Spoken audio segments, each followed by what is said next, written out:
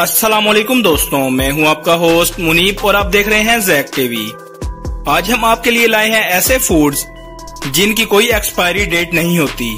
जी हां नाजरीन, कुछ ऐसे खाने की एशिया जो हमेशा के लिए रह सकती है। वीडियो में जाने से पहले उम्मीद है आप लोगों ने चैनल को सब्सक्राइब कर लिया होगा।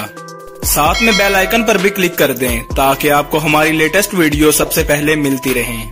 वीडियो को एंड तक लाजमी देखिएगा। चलते हैं वीडियो की तरफ। आज की लिस्ट पर हमारे पास पहले नंबर पर है हनी। नाजरीन, शहद एक कुदरती मीठी चीज है जो गैर मुअय्यना मुद्दत तक चल सकती है।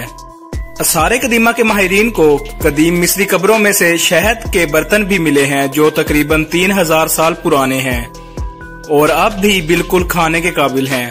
ये ड्यूरेबिलिटी शहद की मुनफरद खसूसियात की बदौलत है। इसमें पानी कम और चीनी ज्यादा होती है जिसकी वजह से इसमें बैक्टीरिया नहीं लग सकता। शहद में हाइड्रोजन पेरोक्साइड की भी थोड़ी मिकदार होती है जो इसको जरासीमों की नशोनुमा से रोकती है। इसके बाद हमारी लिस्ट में अगले नंबर पर है साल्ट।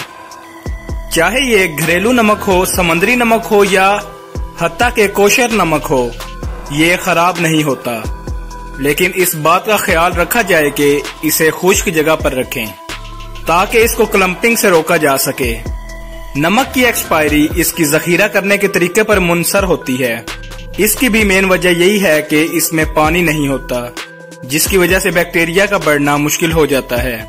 इसके बाद बात करते हैं चावल की। चावल बहुत सी सकाफतों की अहम ग़िज़ा है और अगर ठंडी खुश्क जगह पर रखा जाए तो ये कई दहाइयों तक चल सकता है।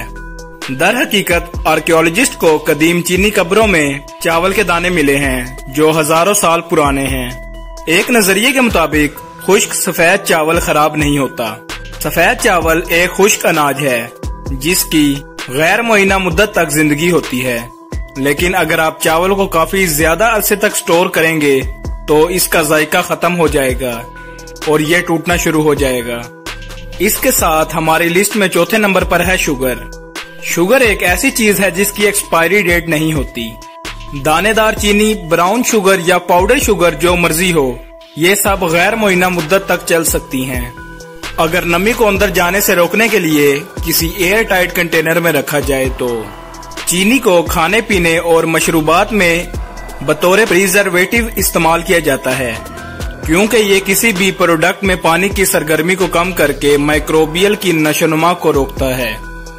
आखिर पर हमारे पास आते हैं कैंड फूड्स।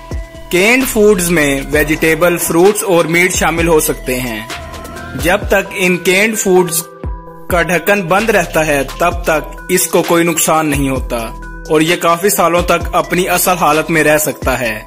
इन कैन्स में खाना बुनियादी तौर पर जरासीम से पाक होता है और इनकी वैक्यूम सील किसी भी किस्म के बैक्टीरिया को अंदर जाने से रोकती है, जिसकी वजह से कैन्स में मौजूद खाना खराब नहीं होता।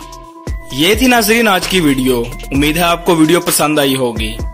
मिलते हैं अगली वीडियो में, तब तक के लिए अल्लाह हाफिज।